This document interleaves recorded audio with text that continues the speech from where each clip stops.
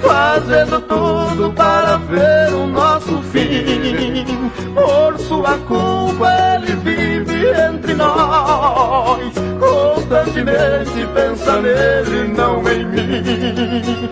Dormimos juntos, mas estamos separados, porque na cama em pensamento somos três.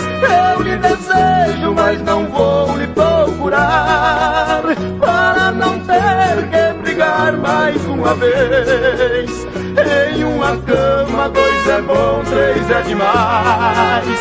Sou obrigado a suportar seu ideal. É preferível viver juntos sem amor do que ceder meu lugar a um rival.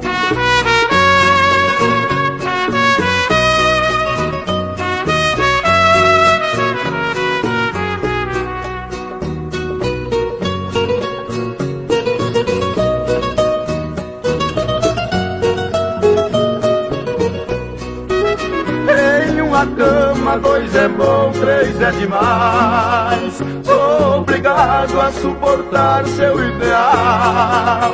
É preferível viver juntos sem amor do que ceder meu lugar a um rival.